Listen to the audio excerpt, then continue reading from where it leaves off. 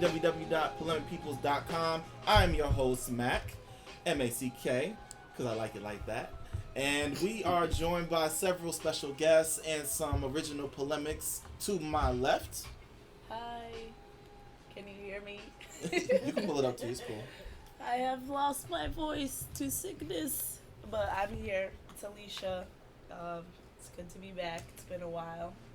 You know me, overworked and underpaid, so That should be on a t-shirt. It probably is. I'm Ruby, back. This is my second time back. I'm excited for today's debate. I'm Ken. I do a lot of things, but what I want you to know is that I'm running for city council in Ward 2. Oh, hi guys. I am Tiffany with a T, and I'm basically complex. And I'm here. How's everybody doing this wonderful, wonderful day? Living the dream. Well, I'm actually doing really well. Like, I literally had a baby about 2 weeks ago. Thank you. I'm excited, but more importantly, so she lost her voice because she was sick. I lost my voice because I was yelling at kids all day. But this is like my favorite voice in the world. All the cool people have raspy voices. So I'm hyped. And we're recording it. So I'm so hyped. You have raspy voices. Exactly. You are so... then the cold goes away. It's like, And then you're like, oh, you're basic again. Regular. Right. You're just like, go back to being sick. Right. Somebody make me cough. So you tell them the cool name you named your son. Adonis Jaheim King Porter. Nice. Yes, Yes. another king is born. Adonis. Yes, I live man. up to that name. All right. He will. Adonis, okay, so origin-wise, Adonis was the god of love? Mm-hmm. Or like the god of, like, beauty or something like that, right? It's sort of like that. Some people interpret it different ways. So it could be either love as in peace and things like that, or love as in you doing too much, you getting around. But we ain't doing that. We gonna make sure it's the other one. All right, player Adonis, welcome to the world. I love it. Player of peace. Player of peace. Player Oh, we of can do peace. that. I like Right. Player of peace. T-shirt once again. Hashtag. So recently we had the Springfield primary elections for city council, school committee. Am I missing something? No, so Springfield and just school committee, right? Yeah. And there was a very low voter turnout. I believe the number was 5% of the Springfield residents in the area showed up at the polls, and that got the polemics thinking of the reasons why people don't vote. And we was asking these questions on Facebook, and generally the consensus was that people don't trust government, and many people just mentioned certain things like, oh, I don't really think that things are going to change too much, so why should I get out of my bed and head on down and make a vote, or really give any effort to get to know who's running for office, because what is this person going to do that's any different than the last person who was in this position of power for the last such and such decades. And it's a lot of I believe it's a lot of pressure to kind of prove to the people that you're going to be someone that's different, and I think we have a great demographic of people in the room who can definitely speak and be an attest to this. So just starting off with the base question, should people trust the government? For those that think that they shouldn't, why shouldn't they? Well, I'll go first. Again, this is Ken. I don't think people should trust the government. I think that our country was founded on a premise that government was a necessary evil. And it's not a bad thing. I mean, we need government. We realize that it's necessary. But having a healthy dose of skepticism is what keeps us vigilant. So I think, you can say, well, I don't exactly trust my government to take care of things, to provide for me. Well, that is the reason why you should go out to vote. Because of that lack of trust, we need to keep them accountable. And if they're not doing what they're doing, then that's how you get your friends, your family, your neighbors, and you put them out of office. So the premise of the whole entire country is we don't trust government, because in the perfect circumstances, by slow measure, government always takes up too much power and does worse for us. Mm-hmm. We need to keep it accountable. Okay. Well, quick follow-up question. For the things that you said, if we agree that government is necessary, why should we trust in something? Why should we not trust in something that is a necessity to our lives. Like, I trust the air to always be there to keep me breathing. I trust water to keep me alive. I trust food to give me energy. So why should I not be required to have faith or trust in the necessity of government if it's such a necessity? Right. So you cannot trust somebody and still give them a shot. You know, but because you don't trust them, you're gonna keep eyes on them. You're gonna keep tabs on them. You're gonna follow what they're doing. So when I vote for somebody, I say I don't exactly trust any politician, but I'm gonna vote for you, give you a shot, and then I'm gonna watch you like a hawk. And if you're not doing what you said you were going to do, I'm gonna call you out and get all my friends to call you out and then take you out of office. Okay. I actually don't agree. I really feel like we not only trust the government, I think we blindly trust the government. I think you can hold the government accountable while still trusting them. For example, you can take what happened at Flint, Michigan. Yes, those politicians were untrustworthy, but until that happened, just like anywhere else in Springfield, we are drinking the water. We're not calling downtown every day checking on our water system. We're trusting that these tests are being done. We're trusting that these things are going to happen. I feel like there has to be a level of trust to live in a society, because there's so many things that we're not being taken care of, from even just garbage day. You know what I'm saying? So like there's so many things. The school system, we're not checking up on necessarily. So I feel like we are trusting them by just living in this part of society. Now, would you say that, because so far we've been talking about government and people as if they're two separate things, and ideally when you ever hear a politician speak, they speak the person of the people, like I'm the man of the people. Yeah, I'm a person of the people are the government. Yeah. So I'm a person of the government, because we live in a democracy. The idea of democracy is that the government is the people are the government. They're equivalents. But would you all say that is a fallacy, and the truth is government and people are two separate things? Yeah, I think so. Mm-hmm. I think that the government puts on this facade. Or is that the term that I want to use? Mm-hmm. Yeah, puts on this facade that they're for the people when they're really not. I'm a prime example. Like when I was 17 years old, I was on welfare, and the basis of welfare is to use that to get ahead. But as soon as I started using that to get ahead, graduated high school, started going to college, got a job, whatever the case may be, they immediately took all that away and said, if you're going to be doing this, that, and a third, you don't need our assistance. Right. But in turn, I do need that assistance. Right. When I was staying in Georgia, they basically told me that in order for me to get childcare, that I had to be getting my GED or in a certificate program. The fact that I was in college was not acceptable, and I just feel like, you say you're for the people, but you're not helping me get ahead, as you said. Right. So I just feel like it's a facade in a sense. I don't feel like people trust the government. I feel like they just don't care anymore because of the examples that we've had in the past. I think that definitely I can understand why that people don't trust the government, because it's definitely been abused, and everyone that's saying that they're a man of the people or a woman of the people isn't necessarily those things. So I can definitely see why we have trust issues now. I do want to put it out there. I know people might not agree with me.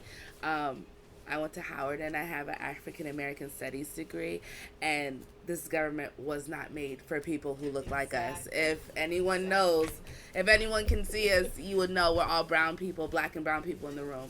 So to some extent, the government has worked in the way that it's always supposed to work. And in terms of when we're trying to utilize the resources, it is kind of sketchy sometimes.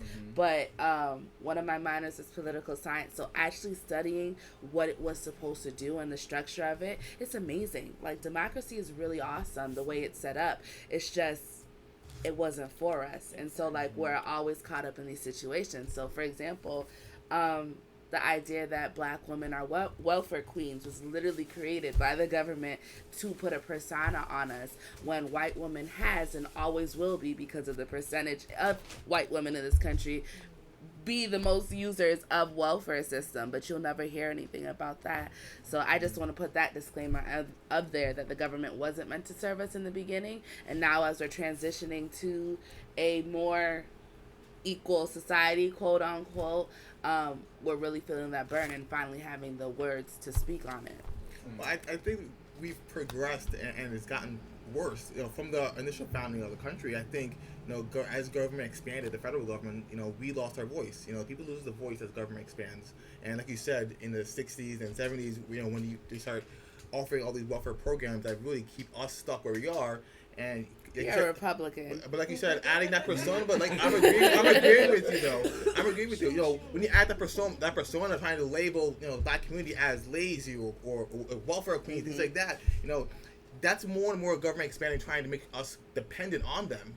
So the government, the way it is now, and the size of it is way outside the understanding of our founders. So it's doing a lot more than it should be. I have to humbly disagree, just from a Wait. Just to be clear, did you say government is doing more than it should be? Yes. Right. Yeah. Yes. That's what he said. So hold on. Okay. Let me stop. So guys, I'm a history buff. So yeah, 60s and 70s. That's when black people started having more access to welfare. Yes. However, this started after what was it? The Civil War. And it was white people who needed government assistance. Mm-hmm. So these are how these programs started. And then it expanded with the New Deal after the Great Depression. So again, it was majority white people that needed these programs. Mm-hmm. So it literally worked extremely well for them. And that's how this entire country's economy got back on. But that's why I was just trying to separate the two. So I can understand the idea of big government and how we don't need it to get bigger. But at the same time, it's like, these programs have worked. Like, these programs to a certain extent have worked and have helped. It's when you're on these programs for decades where the money is draining and things like that. But that in the black community isn't as realistic as it is in the white community. So it's like, you always have to go back and forth and look at what the actual statistics are and what the actual programs that are being used and who can have access to them, because again, we're not getting what we need. Real quick, I'll talk. But like Ruby said, when you're on it and you start working to get off of it, like she said, it kind of cuts you off right at the knees when you're trying to bridge into something better. Right. So that's what I mean. So there should be a way that allows people to build up and grow out of it without them cutting off just like that. But wouldn't that be more government and not less government? More government. It's called the cliff effect. Right. So the cliff effect, there's legislation right now at the state level being pushed. I remember looking over it when I was an aide, and really so government has to grow with society, right? So society doesn't become less complicated. There's not less technology. There's not less things to regulate. There's always more things to regulate. Thing is, will it be fair? Right. Because government's always going to expand. Because society is always going to expand. Science is always going to expand. Mathematics is always going to expand. It doesn't grow smaller. So you can't sit here and say that if I ignore these things, the free market will take care of it, or this will take care of it, or that'll take care of it. It's not going to take care of it. Nope. The thing is, we are the government. So it's a government for the people, by the people. So we have to be involved in that government. So the problem is not that government's too big. The problem is that we're not in government. Well, I think one of the key reasons why people think that it'll just take care of it while they have that mentality is really just complacentness and content. Well, if things aren't going, because so this is what I learned when I was doing my research earlier from the Pew Research Center. They say that every year they do a survey on Americans and who trust the government the most, right? Mm-hmm. Every single year that it's usually above 40% of people who don't trust the government. So generally, people in America don't trust the government, and it's higher past 50% when there's moments of tragedy when they feel like their comfortable living in America is completely under threat, such as 9/11, such as the Nixon scandal, such as the Great Depression, such as the Great Recession. So whenever there's a period in time when everybody's panicking, and like, oh, this comfortable living that I have is it's about to be ruined. That's when people usually tend to not have that mentality of, oh, they'll just take care of it. That's when that's when you start seeing people. Pay attention. And that's when protests kind of start to arise. That's what Occupy Wall Street kind of rebirthed out of. And so my question with that being is, can we say people only lose faith when things are usually only getting rocky? Because people tend to not care really too much to say whether they trust it or not trust it when things are going really comfortable and complacent. Like and that's kind of what. Because I remember it was someone I was talking to one day. They said that's one of the benefits of President Trump, because everybody was so complacent when President Obama was in office, and we would have been even just as complacent with a Hillary Clinton. But because we have someone here now who we generally don't agree with, and we don't want him to represent our country, our trust level, we start caring enough not to trust anymore. Yeah. And then you start seeing it's.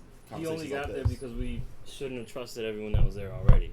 So it's like, because really, like, so the guy is a flaming narcissist, right? So that means that cold people with lack of empathy know how to play him, because in his world, everything is his way. Like, he doesn't care about the rest of us. So you keep, like, there's a Russian proverb that says the only place where you get free cheese is a mousetrap. So he Miss America pageant. No one in America wanted to give him any money because he's a con artist. So he goes to Russia. They give him free cheese that he has no idea is free cheese. Right. He has no idea. He's so into himself. He's like, ah. So he's over there now. He's getting free money. He's making deals because that's all he cares about, because it's in his own world. And it's like, now that he's compromised, he can't tell the truth even if he wanted to. He can't say they played me because he's too much of a narcissist too. So he has no way of getting out. And we're going careening down that like hill with him. Like we're with him, and he got played. So that means we got played. And it's like, what do we do? Government, because that's the only place where we're equal to everyone else. That's how I feel. I feel like one voice, one vote. That's the only way we're gonna get out of this mess. Because if we have less of that, that means that corporations run it, and corporations don't look like us. Not at all. right. So to that person who doesn't want to vote because they feel that even if I do vote, what's the guarantee that this next person coming into office is going to, because you could be a good, kind-hearted person for the same beliefs that I have, but once you're in office, you know, people have their own conspiracies that even though you're now on the inside, you're still not really in charge, or you really don't have that power.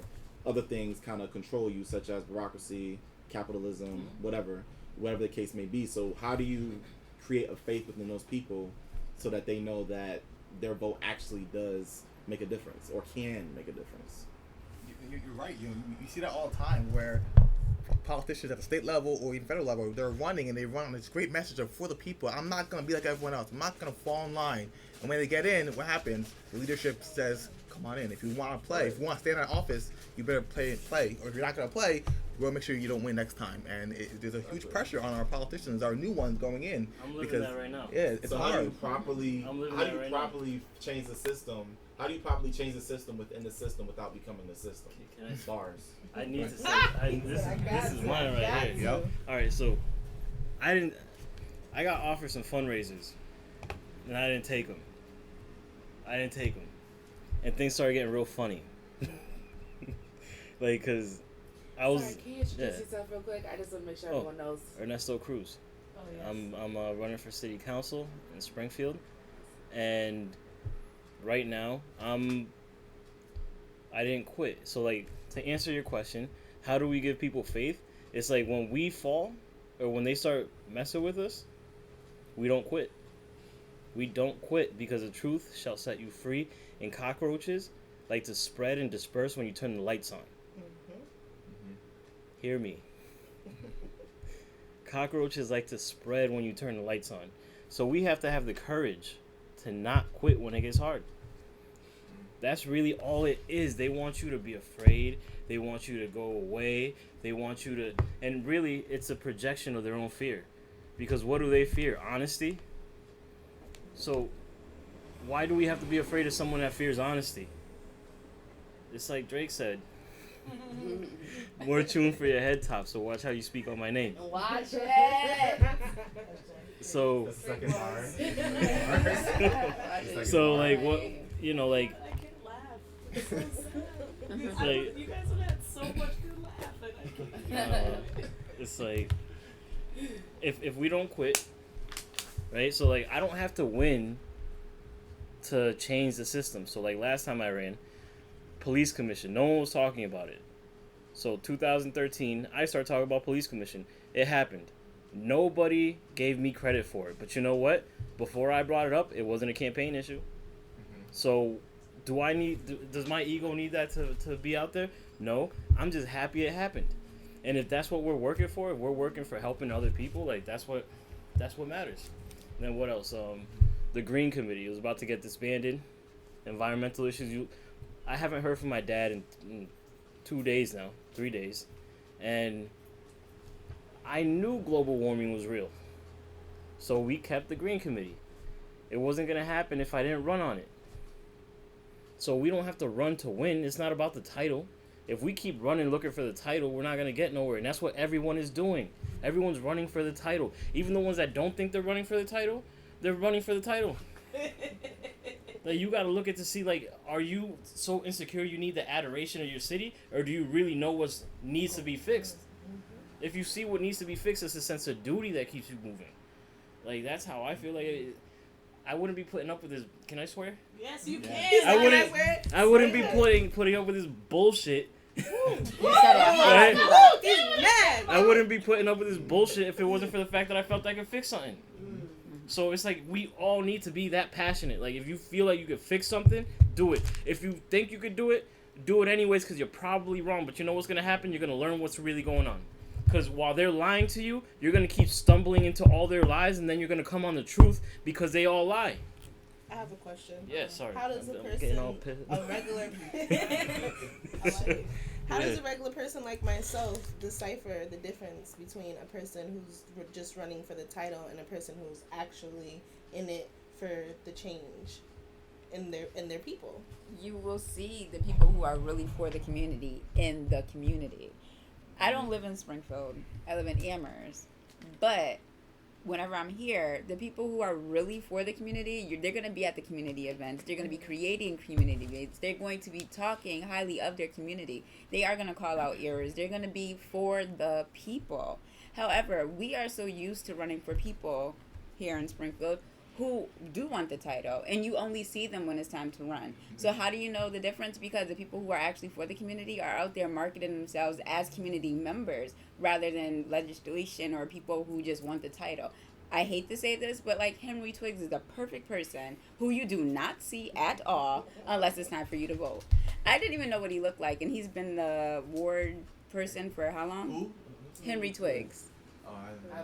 He got 40%, right? He got 40% of the vote. Right? Yes, and everybody's like, I feel comfortable with him, and I'm like, how is it that I lived in the Mason Square neighborhood before I moved to Amherst for about, my grandmother lived there for about 25 years, right? I've never seen anyone going door to door, anybody getting involved in anything that had to do with the community until I was old enough and there was controversy and people who were there who knew him, his opposition caused ruckus, and that's the only time I ever seen him out. But prior to that, I never seen him. Can I just say just about Go Twiggs? ahead.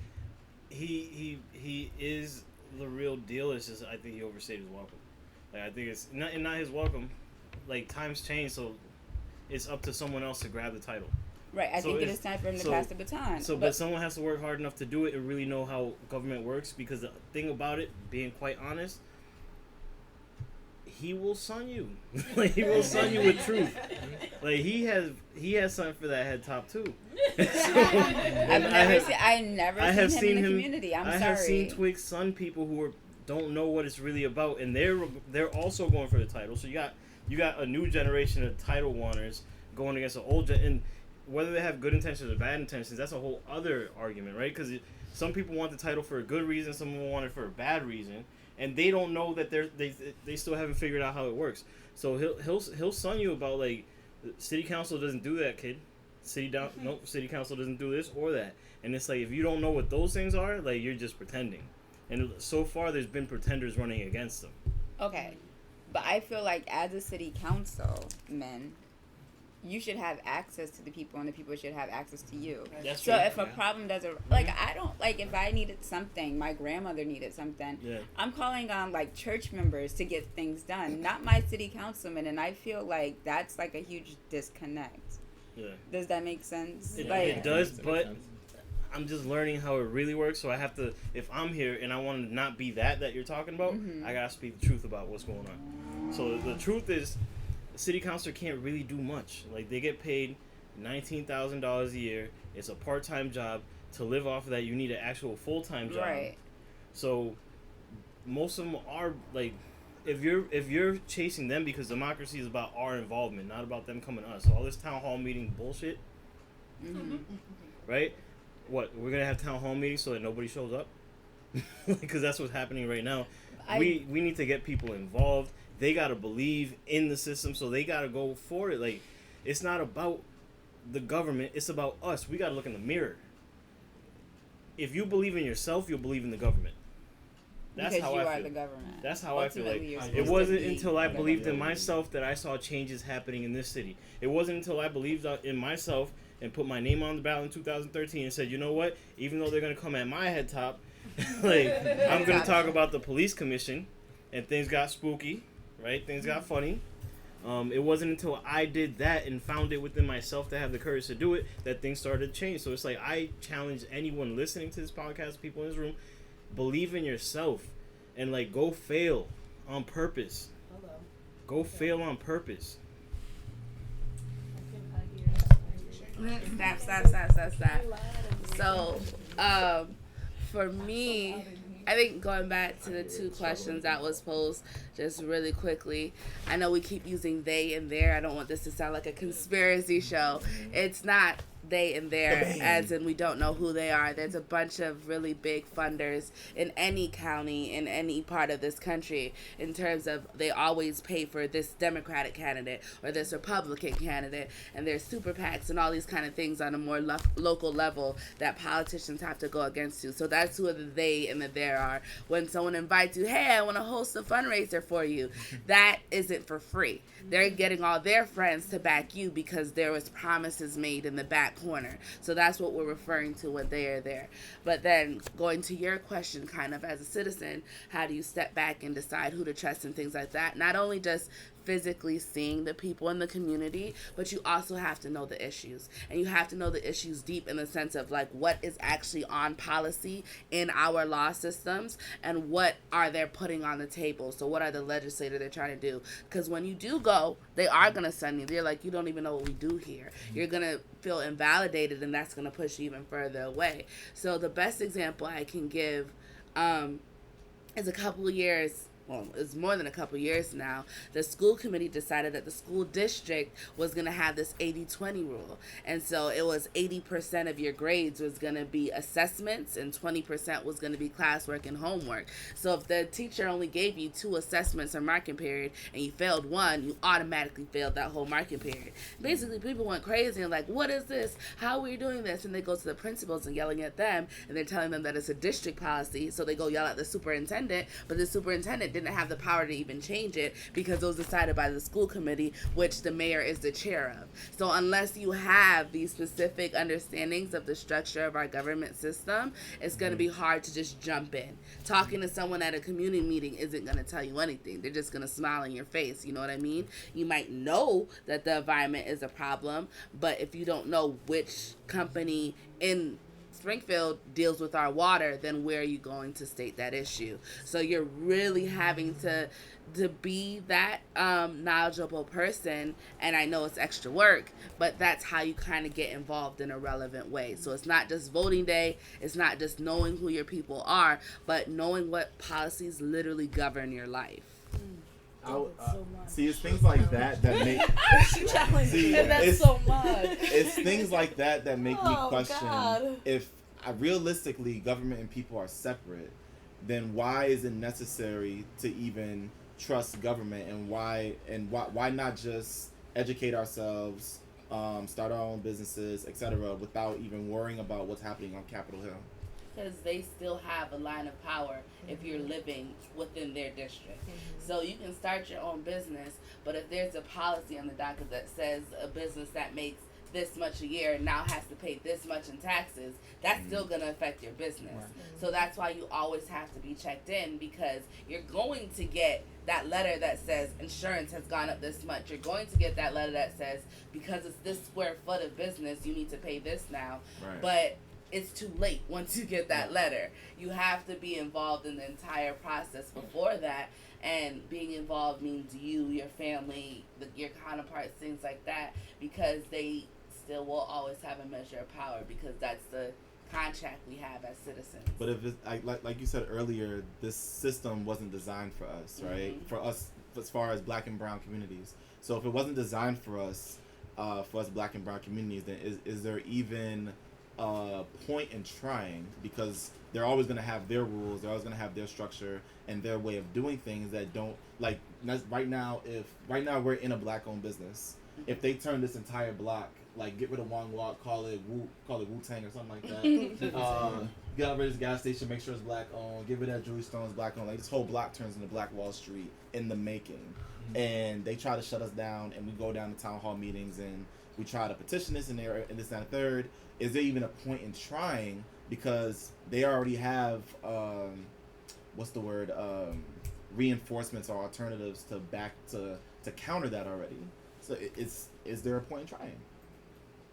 So I'm going to say something and then I'm going to step back.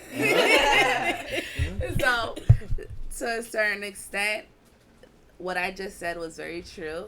But at the same time, we always have to remember that the mindset of Black people, from the great prophet Kendrick Lamar, we gonna be all right. And that's what we're fighting against. So it's like we have this system that we're now allowed to be a part of. 54 years ago was the Civil Rights Act. So it's not that long that we've been able to access the system, right? And so it's like we still have that mentality where we gonna be all right, in the sense that we're gonna figure it out. When we had drugs in the 80s and crack pipes on the streets, we didn't get called a disease. We didn't get called to the rehabilitation center. We got put in jail. Now it's running epidemic in the white neighborhoods, and now it's all of a sudden disease. You know what I mean? So that's one thing. Again, with welfare, when we were getting denied, our moms and our grandparents had 3-4 jobs. You get what I mean? So there's this whole mentality, psychology that Black and brown people have, that by any means necessary, we're going to get things done. You get what I mean? So that is what we're fighting up against, in terms of, if we're just talking about our community, in terms of getting involved. So it's not even just like a we don't trust you. It's based off of realistic government decisions and situations that we've lived through since slavery, in terms of why there's a underlying mistrust of government. So although we want to just tell people to get involved, we have to understand that even if they don't recognize it, there's a history behind this, there's a psychology behind this, as why Black and brown people do not trust the government. So I say all that to say that, yes, it is worth it if we do get involved. Regardless of all the things that President Barack Obama didn't do, he did a hell of a fucking lot in the same time. And we are much better off for it. There's literally people still alive because they got health insurance. You know what I mean? Now, I don't know what's going to happen next year or this year, but these changes do happen when we make it into office. So it is important to participate. And if we get there, it's going to be even better, but we still have to balance the fact that our history in this country as free people, it has been very short. And to trust in the system is going to take time, and it's going to take probably 10 more President Barack Obamas, and also Ernesto Cruz's and Ken's and things like that, to see that, oh, these people are behind us. These people are going to fight for us. These people can hold these positions. So that's just my 2 cents on it. But again, we're going to be all right. Having input before I make an input? Go ahead. Okay. So earlier we were talking about if our main hope of chance of getting a more trustful government is to put people in there that we can trust, individuals, the Ken Gilets and the Ernesto Cruzes and the Barack Obamas, the Harvey Milks. If we can get them in there, to represent us, the marginalized, how do we as a community get them in there and assure that they stay true and authentic to their original message and their original right beliefs? Before you even finish the question, don't trust me, trust my actions. Real. Don't trust what I say, trust what I do. When you're speaking out both sides of your mouth, don't trust it. When during the election, how many times did Trump flip-flop? At least Hillary, if she's lying, it's a consistent lie. For the most And let's just say this. We all lie. Sometimes we don't even know we're lying. We're living in our own delusion. I love lying. I'm sorry. Right? So it's like, It's so fun. or sometimes I'm pushing the lie that I believe because the system's showing me that that's what the truth is, until someone on the outside in the community shows me that that's a logical inconsistency. You know, so until I'm shown my cognitive dissonance, I don't even see it. So don't trust me, trust what I do, and trust yourself. It's all about trusting yourself. These guys everybody in politics is looking out for themselves. It's a bunch of sharks. That's all they ever told me is that. Is like, yo, watch out for who you talk to, watch out how you do it. So like, I want to say, let me put you onto the game, right? The great 50 Cent once said. He's like words. This is how I talk. He's like talking my language. You can I'd be YouTube like, this, right? Hip hop. Cocaine City, before French Montana was famous, he was doing the Cocaine City DVD. He was on the top of a building in Manhattan. 50 Cent said this: "There's a parallel between the hood and corporate America, and it's obvious. You see me winning, don't you?" So, what did Jay-Z do with Def Jam? What did 50 Cent do at, working with Interscope? And what did Jim Jones do with Warner Brothers? He let them hire them. They get hired so that they can learn the game, and then they go independent. Right. So we have to get hired. We got to sneak in because they're going to let us in because they need us, because they don't got nobody else that can connect. They're going to use us. They're going to play us, but we're going to learn everything. So it's like, go get the job. Take it. Because at the end of the day, you're going to play Warner Brothers. At the end of the day, you're going to play Interscope. You're going to play Def Jam. So what do you do when they give you that ultimatum, like, okay, if you don't, because we're gonna use you, right? Mm-hmm. But then you tell them, well, I have my own agenda, et cetera, et cetera. You don't tell them you have your own agenda. Because if you don't succumb, there's a bunch of Ben Carsons and Herman Cains out there Well, they that like get to do the job for these them. are unspoken conversations, so you don't say and they don't say. They're like, yo, we're gonna play you so bad, kid, and you're like, yo, I'm gonna learn everything. And that's what I was about to say. You have to learn the game and then beat them at their own game. Yeah. Right. So, I mean, I think that's life, period. Like, whenever you are given an opportunity, you have to go in and learn their weaknesses and their strengths so that you could come out on top. Jay-Z did it. He was given that position, and now look at him. Like, has his streaming company. He took what he knew from the streets, went corporate, learned everything that they taught him, absorbed everything, got a strong team, and just was like, you know what, this is what I do.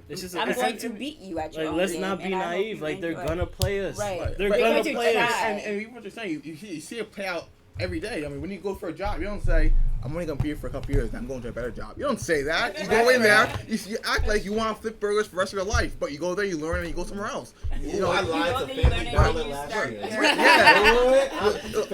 They looked straight in their face. I'm gonna be here for a while. I tell all my clients, when you're applying for a job, you make them think that's your dream job. Right. And don't tell them that you're going to leave in 2 months because you're going somewhere else. You know, that's the game. You're right. You go in there, you learn what you can, and you move on. Or Something you better. start your own business. You Yeah. Like, you know what?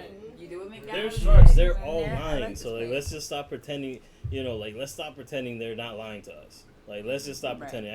I'm not even gonna say some of the local places, organizations that I work with that I knew, like, I didn't know they were lying. So I'm all naive over here, fresh face, bright eye, bushy tail. Like, yeah, I'm gonna go change the world. No, like, yo, look at who they hang out with. Like, those guys are sharks. So like, all of a sudden you're a nice person. No, like, we gotta stop being naive. I also just want to go back to the question in terms of you specifically framed it. How do we, as the Black and Brown community, get people into different places? And I just have to step back. Without them switching up on us. Without us switching up on us. I'll deal with that in a second. But like, just us getting them into these places, I have to put the pessimistic view on this, that it's not just the black and brown community burden to bear. What we don't realize, because we're living in a metropolis kind of area where we see our faces a lot, we're not throughout this entire country. That is why Trump is there, bold-faced. We cannot take that blame. In terms of black people, I think we're only still at 12 to 13% of the population. We're at 17? Ooh, look at us. Turn up. But, and I know Hispanics are on the rise too, but that is such a limited vote compared to a lot of other people. And so when Trump got into office and Massachusetts is like, what's going on? We're a blue state. Like, the country really thinks like this? Listen, a lot of the country is literally still in the 1800s in terms of how they view us and black and brown people. Right. So we are living in a place where we do have a voice, and that's why it's so important to use it, because we actually have a community of ourselves so that we can support candidates like Ernesto and Ken. So we have to definitely use our voice, but at the same time always recognize that we are outnumbered. And so that's where it comes to also having our community connections. That's why our churches are so strong. That's why our church programs are there. That's why we have these community events. That's why we're doing these things. So we're always going to have to trust the government to a given extent, but at the same time, we're going to have our inner community. Why do you think we head nod black people when we walk by each other? We don't know everybody, but there's this inner connection that we know you probably struggling because I know I'm struggling. We know that there's this greater umbrella that isn't caring about us, so we always have to have each other to a given extent. So that balance between government and just being black in America is always going to be there. Mm-hmm. Well, I think we need to be clear about what we mean when we say trust the government. I mean, you can say I believe in you, but having a healthy dose of skepticism, so you can have a person you believe is a champion for you, for your cause, for your group, for your community, and you say, I put you in office, but like you said, we keep them by watching them when they're in office, watching their actions. You can still be skeptical and say, this is a good guy, I believe he's a good guy, so I'm not going to just disengage and fall asleep and let him do his thing. No, I put him in office. Now I'm going to make sure I stay engaged and follow him and watch his actual actions. So when using the word trust, doesn't mean just let go and give him the reins. No, you can still put him there and still just watch him and be involved. Don't let go. Yeah. So just a quick question. Do you think that we ask too much of our government? I know earlier, Ken, you mentioned that the government sometimes does too much. Do you think that we as the people we ask for too much, and because we ask for too much, that kind of leads to our distrust in them because they kind of don't live up to our very high expectations? Or do we not ask enough? Well, I think in many cases we don't ask for the right things, but I think that the government plays on what we're calling for, and they make many promises every election cycle, and then they go away until time to run again. Mm-hmm. And early on, when we're talking about the government, I was focusing on the federal government. I think that local government is where it should be. The power is really there. That's where our communities can really take over and take control. Is because we're a few doors down from our elected officials, and that's the way it should be. That's the way it was framed, as a local government, local and state should have more control over our day-to-day lives, because they're a stone's throw away. We don't want to be ruled by far away people in a faraway land in D.C. We want someone in our backyard. I think that is where the power should be, in Springfield, in Hampden County, in Massachusetts, and they should have more of an impact on our day-to-day lives. And those are the people it's much more easier to hold accountable. I don't agree. I'm so sorry, sir. But I feel like you was right. I feel like in order for us to actually strive as a people, we have to have our locals for us. I think that's what he was saying. Mm-hmm. So in order for us to actually have a voice, we have to have our local officials down the street from us. I don't know. No, I get it. I'm not saying that the local government doesn't have to be strong. They should be strong. The state government has to be strong, and the federal government has to be strong. My thing is, and I get it, I know why, but my thing is, I feel like we shouldn't be able to go state to state, locality, and have different rights and have to be supported by different issues. So, for example, like I said, I just had a baby 2 weeks ago, right? I went back to work on Tuesday because at Springfield Public Schools and in Massachusetts in general, most jobs only give you 2 weeks paid maternity leave. Now, federally, every woman has the right to 12 weeks unpaid maternity leave. I don't got money. Who I don't got money. Who got it? Yeah. Who got 12 weeks? I don't have 12 weeks 'Cause I unpaid money. So the I point got one is, day but unpaid. if you go to New Jersey state, You know what the government will tell you? You know what the government will tell you if you said that though?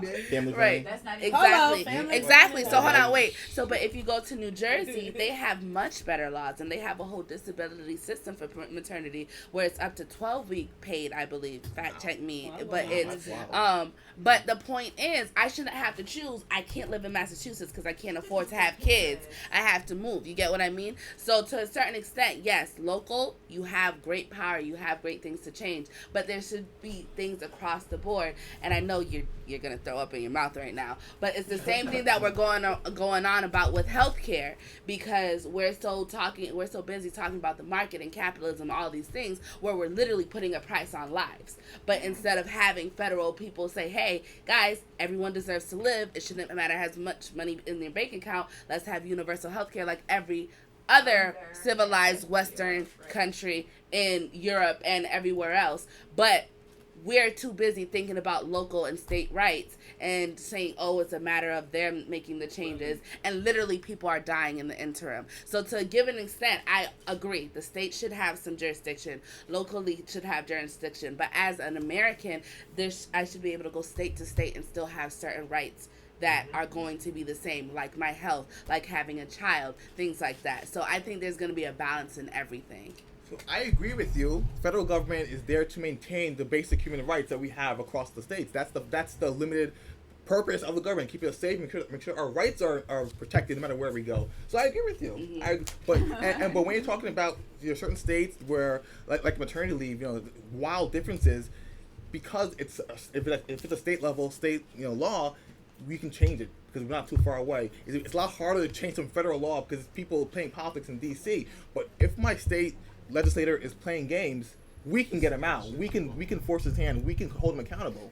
So I agree with that. See, but I feel like that change, that effort is worth it. So yes, it's a lot harder to get things done in Congress and D.C. But when it gets done, it applies to all 50 states and territories. Yeah. Versus when it gets to the federal level, it's because it's already gone through enough states to where it's viable.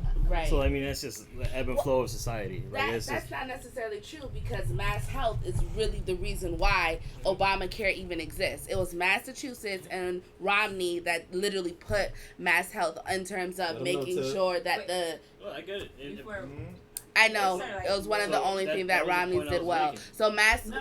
yeah. Mass health stemmed way before Romney. Well, no. Sorry. In terms of, I'm sorry. I did not mean, thank you. I did not mean that Mitt Romney started mass health. What I meant was while he was in office, he worked with the D.C. to get it done. But it was our state that had the closest. Our state's got the next. It had the closest. We're already so I was a legislative aide. I was already working on some of this healthcare. Some of these health organizations were contacting different legislators and talking about what the next phase of healthcare was. And once again, Massachusetts is a leader. But that still sticks to the point that I was making, which several states do it first and then is viable federally. So it's it's not a either or, it's a both and. Like that conversation about state versus federal. It's always going to be there. But the thing is, the concept of states' rights and local rule would be cool if there wasn't systemic racism already running everything.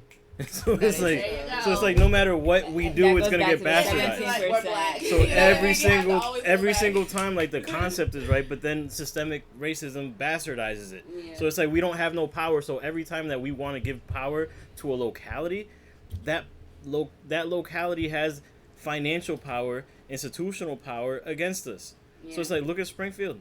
This is apartheid. It's all 48% Puerto Ricans. You know what I mean? 65% in the school, and we don't got nothing. I'm sorry, this is about to sound so ignorant, but I want to say shout out to the Puerto Rican community, because when we were going through our depression, that's what kept our economy going. Yes. So shout out to your community. Yeah. We are one. We work together. if we could really bridge that gap between the Latinos and the Blacks and really get parents on board, this is It's coming people from like up the top. teacher. Yeah, I know. I mean, but People also, at top keep us separated. It's not at the bottom. You're right.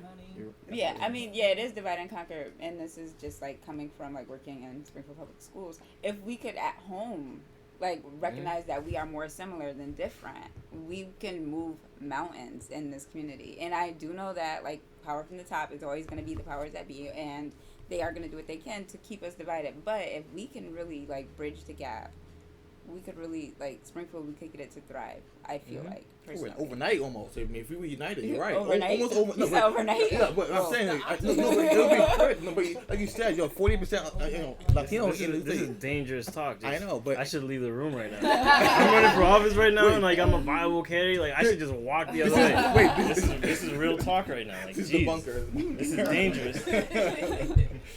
Undisclosed location. So just before we close We out, really are in a like private room. That's Right. not funny. So before we close out this argument, because we had such a low voter turnout the other day, we posted a comment on our Facebook page, and we asked everybody, what would you do? What would you suggest that we do to increase voter turnout? And before I tell you some comments that our listeners had to say, from everybody at this table, what would you do or add to our election system that would increase voter turnout? We can start with you, Tiff. Okay. Yeah, 'cause the mic right there, so convenience. So for me, I have to go back to African American studies, Africana studies, and just take the historical perspective. So like they just mentioned, in terms of if the Hispanic community, so Puerto Ricans, Dominicans, all the people in Springfield, Hispanic community, and the Black community could just come together, we will literally be powerful beyond all measure. There is so much history behind why we have this disconnect. You can go to different Afro-Latina countries and they can be darker than me and still not call themselves Black. There's a history to it why our community is so separated, like you said, divide and conquer, Alicia. But with that said, what can we do for me? Voting is not about me.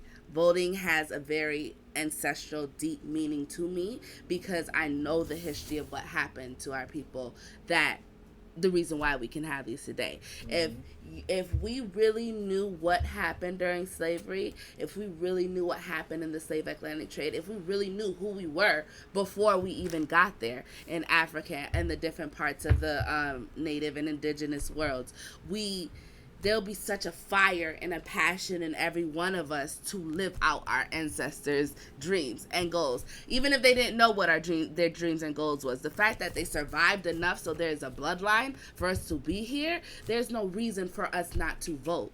Like, people literally died, brutally murdered in masses so that we can walk up and put a vote in that takes literally 2 to 5 minutes. So once you take that perspective and humble yourself, that your literal bloodline, that is, I know it's so hard because we're disconnected from it. We're told that we started at slavery and we don't want to think about slavery, so we don't even really know what happened. It was more than picking cotton. That was the least of their concerns when people are getting raped, when people are getting beaten, when kids are being killed. You get what I'm saying? We don't know what it's like to watch your child be murdered in front of you. If we put this perspective on us, voting wouldn't even be a second thought. Running for office wouldn't be a second thought. Literally taking over the world wouldn't be a second thought. But you have to have that passion that's more than yourself to realize that you're here because your ancestors made it through something literally amazing in the worst sense of the word. So for me, it's about giving us back our history, or not even giving it because no one's going to give us anything, but taking back our history, taking back our identities, and realize that we have a purpose here and we deserve to do this for our own ancestors. So that's just my take from the historical perspective. I want to go next and I can't be loud. Put it all the way up. Hello. Y'all ever notice that's how like all NPR radio podcasts sound with the raspy voice? Yes, because they're cool. I wanted to go after you because I agree with you, and I, especially during this conversation, get kind of like, my brain starts to hurt. Politics makes my head hurt, and I just crawl up in my hole. I'm like, no more.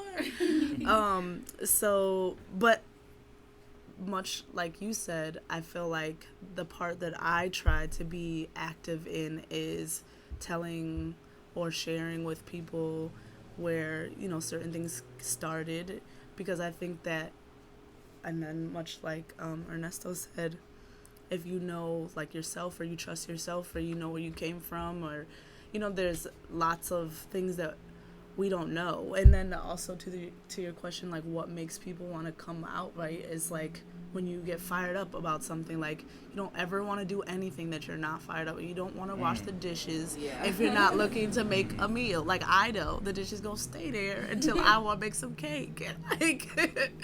Like you don't want to do, like what motivates people in any arena is some like that reward. Like I've been reading things and watching things about like what makes people tick, and it's always like an incentive, a reward, something at the end. So if you're not fired up, if there's no reason, you don't understand why something is happening, you're not gonna care. Like, oh, I don't get it, so it doesn't affect me. Like, I'm not black, like, you know what I mean? And you're like, yeah, you are, like, you know what I mean? So I feel like sometimes I get caught up in like, oh, what can I really do, and I think a lot of people do.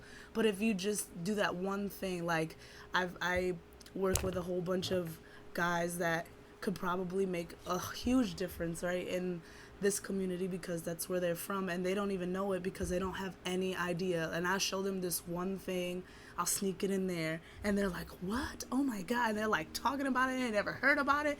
I showed a documentary on Puerto Rico, and all of them were Puerto Rican, and they didn't know shit about what they just seen. Like, it's crazy.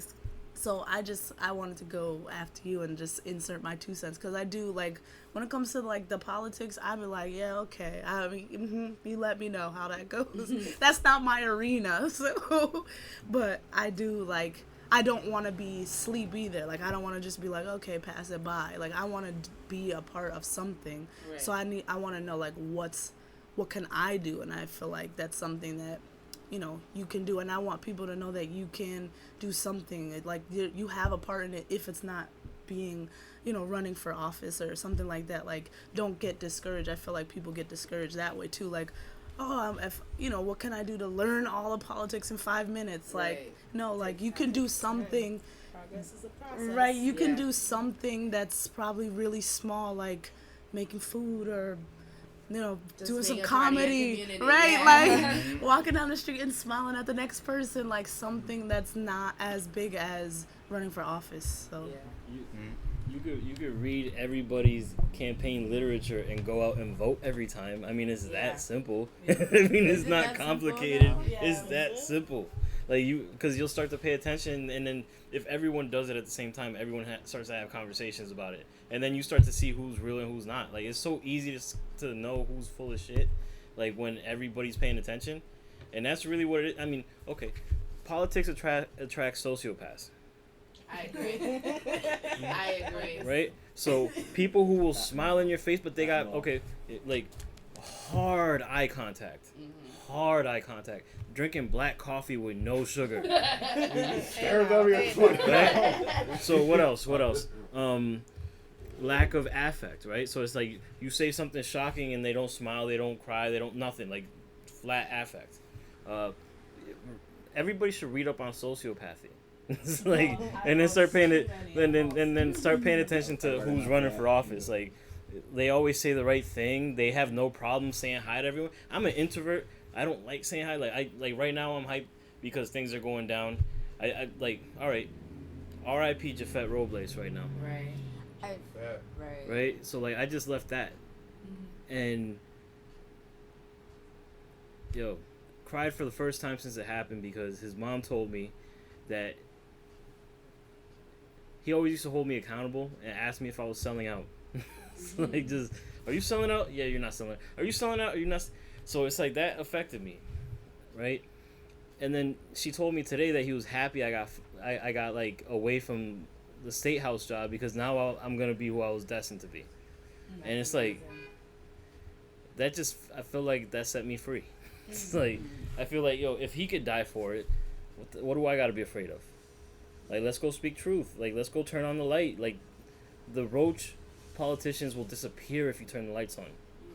But I can't do it alone. Like, The only protection I have is you guys. Legit. Because if I'm in there by myself, struggling by myself, they're going to keep attacking me like hip-hop police in the mid-90s. Yeah.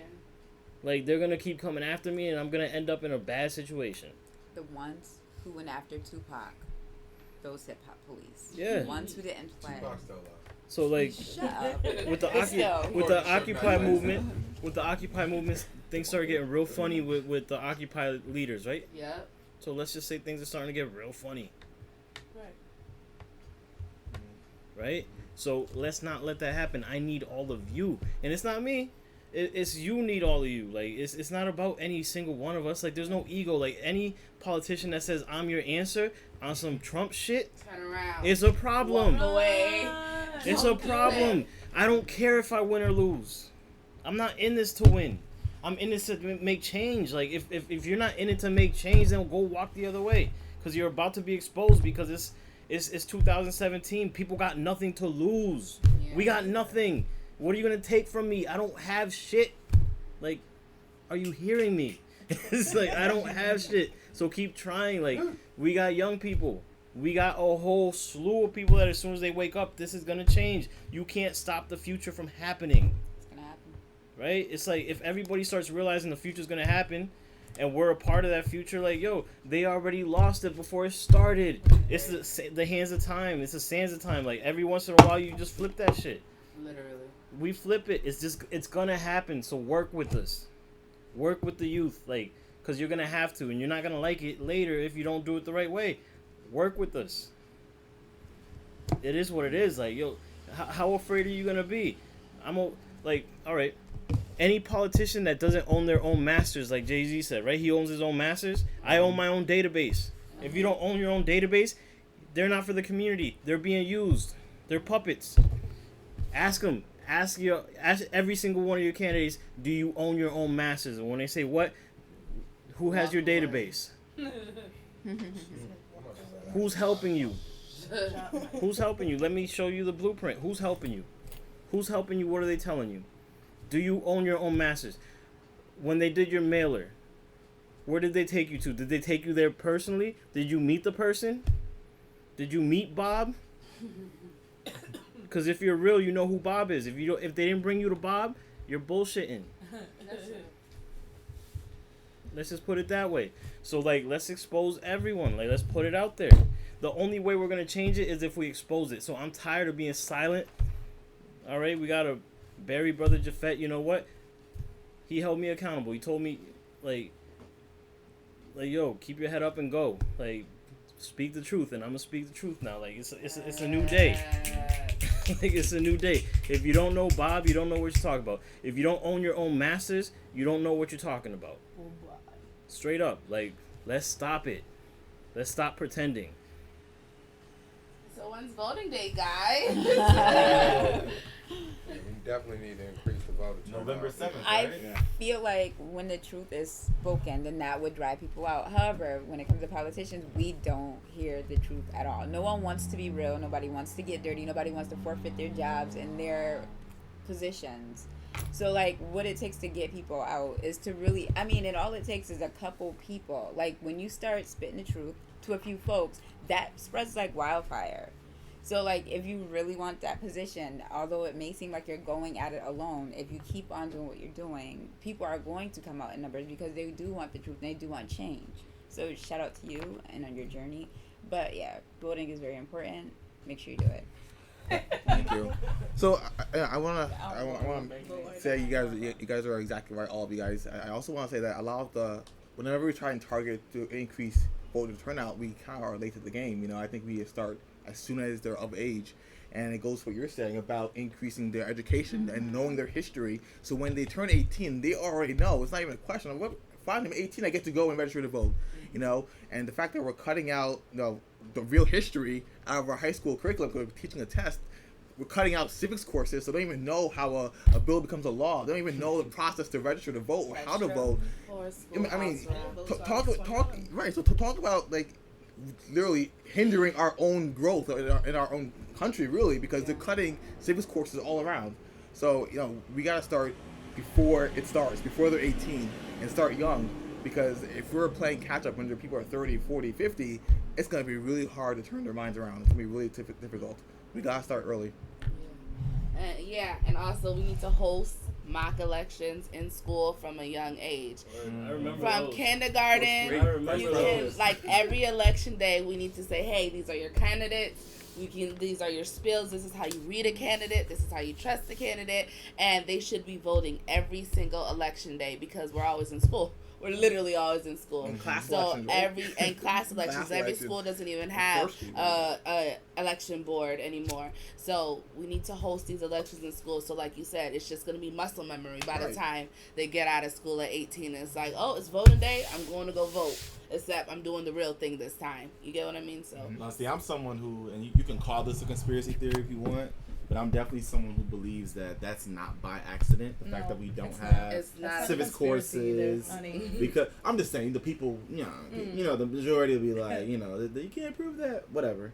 But you know, it's just common sense. You know, if they don't know, they won't care. They won't show up. They won't be civil disobedient. They'll stay in line and they'll stay out of your way so you can do whatever you want to. But when, you know, shit kind of hits the fan, that's when they're going to wake up and be like, wait, what happened? Like, what's going on? Like, people, like, I can't tell you how many people kept asking me, like, that, like, this is their first time hearing the word during the 2016 general election. How many, like, these different terms people keep hearing for the first Electoral time. college. Ain't Electoral nobody college. knew what that shit was. Deplorable. And diplomacy, and bureaucracy, all of it. Yeah, and they just kept throwing it. They just kept asking me these different questions, and you know, because you're the political science major, so you know, you're like the go-to person. But these are things that you should be essentially be learning as you're becoming a young adult and transitioning into an adulthood. Because I remember back when we first established the traditional high school system, the purpose of high school was to develop law-abiding, productive, and constructive citizens. You're not going to get that if they don't know what being a citizen is. Exactly. You're not teaching citizenship. You're not teaching them who their senators are and who this person is and who that isn't. And I get it. You don't want them to know. You don't want them to know because you don't want them to keep them accountable. How am I supposed to keep accountable someone I don't know? Someone I have to look up. I gotta go. Have you ever tried to look up the senator or the city councilman on the Connecticut website? It is frustrating. You have to go through branches and branches and subsites and subsites and pages to find the names and lists of people that are on this committee and that committee. You know, it's pretty much you have to go through a course to figure it out. The only reason I figured it out because I had a lot of free time that day and I was eating a Hot Pocket and I was bored. And we're not teaching citizenship. We're teaching our labor force. We're not meant to be active citizens. We're meant to work for the active citizens. Right. That's correct. Hello. My students get upset when I say that. I feel like you guys are being trained to work in factories, although we are in a technical age. So you should be branding yourself as your own business. You should pick up like a mindset that you guys are not accustomed to. And they be like, Miss, you don't know what you're talking about. No, I'm not crazy.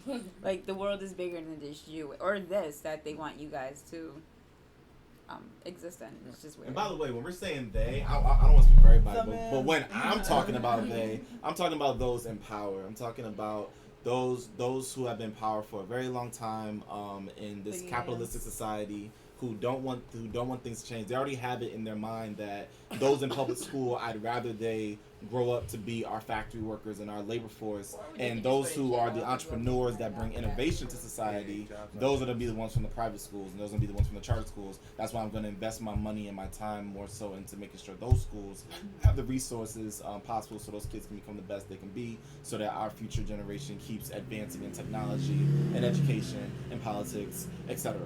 And again, empower is, to make it even more clear, is synonymous to money. There's some very old money in this country, and there's some very old money that's placed in very specific places. Mm-hmm. And so that's where the power is coming from. So it always goes back to money. So it's not this conspiracy of they. It's just who has been financially stable the longest, who has been involved in government the longest, who has been making these decisions for the longest. Mm-hmm. Like, for example, even though we all love the Kennedy family got some power and got some money. And it's been going back. It's not old school. It's not old school, but that's the basic example of a terms of a family having power. So think about how the Kennedys started in the 60s, I believe, 60s, they got 70s. Jay-Z, like, That was just now. Like, you making got to money think by about the old money neighborhood. from That's how you hundreds get of years ago that's still following us. So, You know what's funny? Sometimes they don't even know that they're they. yeah. It's like explain to a white You person they. what privilege is. Like, you just gotta, like, once you let them know, like, oh, I mean, I guess I do have power. I mean, but you have equal opportunity to make We it, so literally stop have people complaining. in government that their great-great-grandparents were also in government. Like, that's this line No, I of mean, and that's how processions. listen, this is what your job is. I am the president. At some point, you're going to be a president or a senator. You're gonna like that. That's how you keep the power in the family. Like Yeah. I'm raising the next president. Exactly. So that's the mindset that people Speaking who are of of power. Yeah. Oh, did she hear that? And they'll tell their child who just inherited millions of dollars, they'll raise them to think that they got this money like based off of hard work and whatnot, etc. That's how you become, the Donald Trumps who they'll spew Really out think he things didn't. like, I made it. I'm a self-made man because My I dad made made $1 this. million. I turned $1 million into $1 billion. That's an affluenza right there. Yes, affluenza. Ah.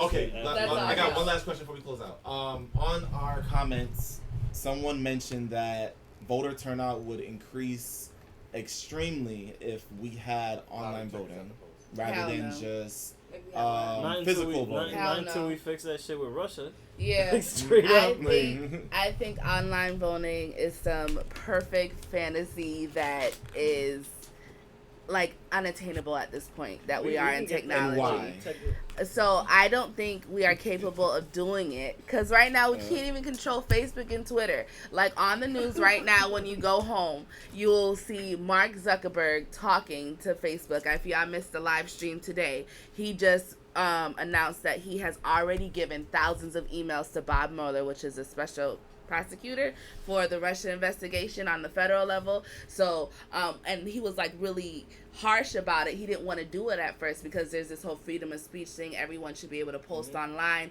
So there's that big debate. But the Russians have infiltrated our online database so much that now he has to give up these thousands and thousands of pages of information, which a couple years ago would have sounded crazy because, again, it's bigger government infiltrating our everyday lives. But if we can't even control our social media sites and not have them influence our elections, and these are literally whole other countries that are coming for us, literally, we're not going to be able to handle it. I feel like the paper ballots is one thing that's saving us from not having more infiltration as of now. Yeah. Maybe in a couple of decades, maybe in a lot of decades, we might have this It might happen system. faster than that, but it's like my own database. Like I have compiled information that people would probably feel uncomfortable with, and I did it all legally. So That's real. you know what I mean? So like the metadata that's out there, these companies with their ads and all this other stuff, like that's all legal. So until we fix how we regulate the like how ads are done and all this stuff, it's too dangerous to do it just yet. Right. But we need to get there. But it's just like right now. But no amount of security will be enough to stop anyone from infiltrating. With every advancement in technology, these hackers are getting a lot smarter too. Hacking government databases, hacking with the spirit on. I mean, so they're gonna get better at their criminal activity. Equifax. Right? Yeah, Equifax. Yeah, Dog, exactly. someone get Sally Mae. Somebody. I got this email. Take the whole like, thing down. Take it down. I don't even know what's going on. I'm like in this bubble right now. So Oh, like, Equifax? yeah, what's going on with Equifax? So Sorry, this basically, is so off topic, right? Sorry, basically Equifax was hacked, and technically they have majority of Americans' information on that site in terms of your credit. Right. So White mine out and give so us 700. there's a bunch of different like to people buy a that may house. have been affected, so they sent out an email, so hey, check our site to see if you're affected. But so yeah, until we get our technology on point, and we not just our technology on point, because even once we get the technology on point, we still have to deal with the laws of freedom of speech and big government and what can they actually receive legally without going through processes through the court system. That all has to be figured out before we can do elections online. So far we've as far as solutions go, we've talked about the things that we kind of talked about have pretty much been generational, right? Like knowing your history, implementing the proper education. But is there something that we can do now that could change the course of voter turnout from now till November to ensure that more people come out? Is there something that we're not doing enough of or not doing at all? Well, like beyond the voter drives registration, I think that people who did vote, the 5% that did vote, they need to commit to bring 5 people with them, and even if you have to drag them to the polls, I mean, we have to take it upon ourselves. So I am going to commit to myself. I'm going to bring at least 15 people that probably would not have normally voted, and I'm going to bring them out to the actual polls, either giving them a ride, buying them dinner after, I don't care, but we each need to bring people out. And I think once they see how their vote can influence what's going on in our community, I think they might find that they like it, that it makes sense to them, and they'll keep doing it. But everyone needs to kind of take an active role with our families, our friends, our loved ones, and tell me this is important to me. I agree. I'm hashtagging everything with make voting a habit, because if it's a habit, it's not about the politician. Right. It's like, can we please stop idolizing people? Yep. Like, stop acting like they're our savior. They're not our savior. Like, you're their boss. They answer to you. You, like, what is this? Like, we got it backwards. And all these freaking cult leaders, really. Like, you know what I mean? Like, it's at the end of the day, like, if you have this movement and you're not really about the movement, and like you were saying earlier, like, the real politicians are the ones that are in our community. Those are the ones that are the most scary because they love the attention. Yeah. They're in our community because they love the attention. You cannot care and be there every day. You cannot care and be there at everything. And it's like you're lying to yourself thinking you care because you're there. Like, you're just confused. Like, there's a couple of confused ones out there. And like, those are the ones you got to watch out for. It's the ones that don't care if they win or not. The ones that don't mind if it's about, like, actual issues. Yeah, like, if you want to empower other people, like, if you're trying to say everybody look at me, that's a problem. If you're saying everybody look at you, that's what you want. Like, look at you, look at what you can do. That's not what your country can do for you. That's what you can do for your country, right? Like JFK. Like, that's what we're looking for. And it's like history is repeating itself. Except this time people of color have a voice because thanks to Barack Obama, we believe. Literally. So, really quickly, that means that from now until November, what you can do is you can definitely bring people out to vote with you, and you can definitely start getting into your brains making voting a habit, as well as research some of the issues that are going around, because you can say, oh, it's important to vote, but now until November, it's not going to be as important until you look at what questions are in the ballot. It's not going to be important until you see what is actually happening and how what is voted on November, whatever the day November 7th, is going to affect your day-to-day life. So look at what's actually on the ballot. Look at what the people actually stand for. If someone's in office saying that they're trying to repeal the legalization of marijuana, I think you need to get out and vote. You get what I mean? So it's like, if that's your thing, then you need to get out and vote. If someone is saying that if I'm elected, I'm going to do this to the education budget, like, you have to look at the specific details and reasons why to vote as well as why not to vote, because your life will be affected either way. Can I say this? All right, so I'm about to get you. I'm about to make this podcast have to, like, give equal time because I'm about to talk about my campaign. So, like, now you might have to have one of these stale old people come on your show. I doubt they'll come, but it's like anytime you have anybody that's running for office, if another one asks you for equal time, you got to give it to them. So just so you know, I'll put that on myself. Older people, older generation, come ask for your equal time. Come ask for your equal time. You care about us enough to come ask for your equal time. But my thing is the people's budget. I think that you should vote on the budget. We have a stale form of government that got brought in 1960. It's called Type A, is the charter that we go by. Strong mayor form, right? City council has very little to do with the budget. I am proposing that I've already written the law because I'm a nerd. I'm already ready to go. I don't know if anyone else has ever written a law on that council aside from the incumbents and one non-incumbent. I don't know if anyone has ever written a law. I have. What I'm saying is people's budget. You vote on your budget priorities. You vote on your budget priorities with a separate budget it belongs to the people. So we tax. It's an opt-in, not an opt-out. So if you want to pay extra tax, you pay it, and then you decide what you want to put that money towards. That's how we get people involved in the process. Because right now, there's nothing that we have to do with the budget. That's all on their end. The city council can have these sham hearings. There's some games being played. There's a little bit of, maneuvering. I'm not going to say it's a complete sham. I mean, it's a real process, so I'm sorry if I hurt feelings. But I'll take that back.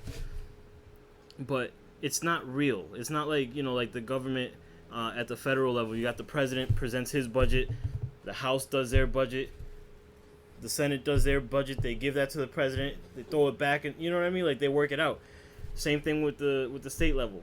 You got the governor presents his budget. The House works on their budget. Senate works on their budget. There's a conference. They hash it out. They give that back to the governor. That doesn't happen here. What happens here is there's a hearings process. Well, no. Over here it's mayor gives a budget. There's a hearings process. City council could vote it up or down. They can cut a line item. And who the hell is going to cut a line item in a municipal budget? Everything needs more money. There's not enough money. So, like, oh, yeah, we could cut it. What? Who the hell's going to cut it? So it's like, what? Like, oh, you knew a fact? Like, you could theoretically cut a line item? Okay, well, is it going to happen? No. So, like, that's one thing you're saying we could do that we're not going to do. So it's like, there's no point. So what I'm proposing, people's budget. I want people to be involved in the process. This is a democracy. There's no dictatorships here. We matter. Everybody in this city matters. Everybody should vote. Everybody should vote on their budget. So, like, if you want to know what I stand for, like, a vote for me is a referendum on a people's budget, giving the power back to the people. And that's it. All right. www.polemicpeoples.com. Make sure you follow us at Polemic Peoples on Facebook, Twitter, and Instagram. www.polemicpeoples.com, the people's space for debate. Do we have any closing remarks before we end the show? Go vote! Please vote. Hashtag make voting a habit. Woo! Ooh, can I step it up? Yeah. Hashtag make voting a culture. Whoa! Message. I like both of them. I like both of them. Use them both. Use We them creating both. t-shirts out here, baby. All right. Thank you. Thanks. I want to thank our special guests for joining us, the original Polemics, everything. And we out.